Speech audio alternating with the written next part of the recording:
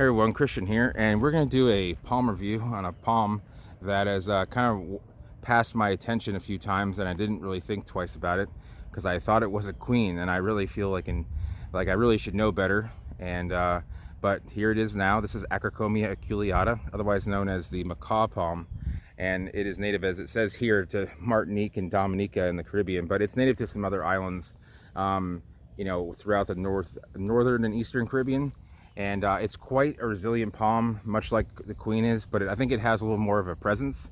So if you look at this Acrocomia here, and then we look at this queen right here, now the actual fronds are quite nice, but if you look at the trunk, it's not nearly the girth of the trunk of this Acrocomia here. And there are other species in this genus. They're quite hard to find because this is not a normally planted palm really in many gardens.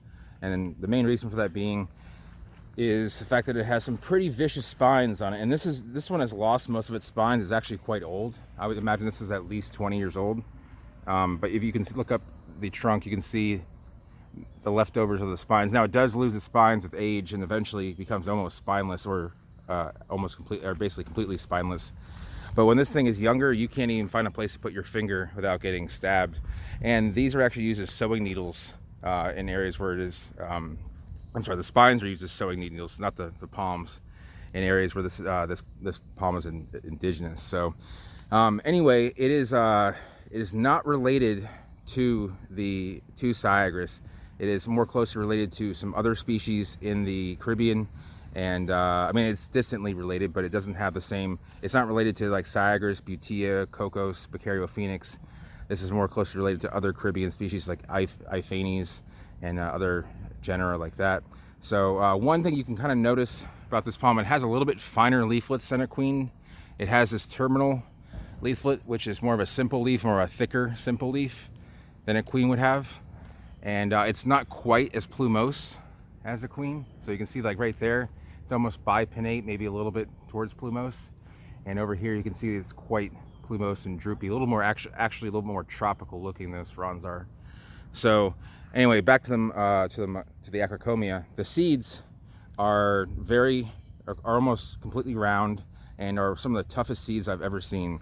These seeds can last 3 to 5 years and not germinate. Now I do have a video on how to germinate Acrocomia crispa, which used to be Gastrococcus, but is now considered an Acrocomia.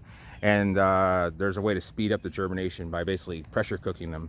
But these palms, they love full sun. They'll take a lot of heat. They'll take a lot of decent amount of drought, and they'll actually take quite a bit of cold. I know people that are growing these in north central Florida, and they're doing better than queens do. They're probably a few degrees more cold hardy, and they're probably as fast too. So these, even though this is 20 years old, the first 10 years is probably 3/4 of the growth of this palm. So you can see otherwise, it has much of the appearance of a queen, and really the only reason it didn't become a very popular palm in Florida for landscaping are for two reasons. One is it's very hard to germinate without using that pressure cooker method.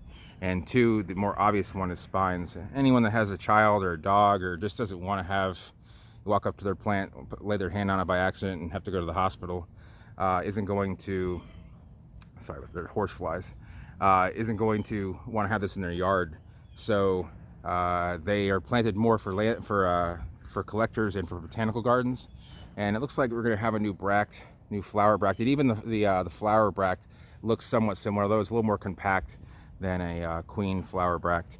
So kind of just walked past this and didn't think more, but I did not think that they would plant something like this or had access to these palms. Even though it's not that rare, it's rare enough that you just wouldn't just find someone growing it. So but nevertheless, it is still a really cool palm. I will see if I can find the link to the video I made. It's one of the first videos I actually ever made, how to speed up the germination process of Acrocomia crispa. But it'll also work for this species too. And if you want to grow these do really well in Mediterranean climates. They do well in more desert climates. And they kind of grow just about anywhere as long as they germinate. So before people figured out how to speed them up, people would just lay them in the ground for years and wait till they had germinated. So that's why no one really wanted to grow them for landscape purpose, because they didn't know when they were going to get new seedlings in stock. So it's kind of an interesting thing. The seed's a little bit larger than Acrocomia crispa. It is just almost the size of a golf ball, and it's, like I said, it's very tough. You can run it over with a car and it's not going to bother it. You know, I've run over a bunch of them by accident, and yeah, you know, it has that more, in my opinion, regal look. More, it has more stature about it, more of a presence because of that thicker trunk. Because of but it does come to a little more of a tapering at the tip, and that's one more way you can kind of tell it's Acrocomia. Almost all Acrocomias do that, and again, the spines are really what are gonna kind of be a dead giveaway. So I guess some of the other downside to it is that it does not have as full of a crown as a queen can have. It doesn't look as tropical, but as a result, it is more resilient. I think those smaller leaflets, you know, just a little bit tougher, more compact, where the queen fronds are gonna not look as nice in a more desert Mediterranean environment. So anyway, that's gonna be about it. I guess I should say, you know, this is probably gonna grow all the way into 9A. I wouldn't say like really cold areas in 9A, but I mean, you can probably grow it in most zone 9 locations. So you know, give it a try if you see some seed available. I'm gonna try and see if I can't find some seed in the future, either off this plant or elsewhere in the Caribbean. So I'll go ahead and leave it there. Hope you enjoyed the video. If you did, give it a thumbs up. If you're new to the channel and want to see more palm reviews and other vlogs about plants, go ahead and subscribe and hit that bell notification. I do go live quite often, and you can join our chat. If you have any questions about Acrocomia or other species other than aculeata, go ahead and leave them down below, and I'll get back to them as soon as I can. And thanks for watching.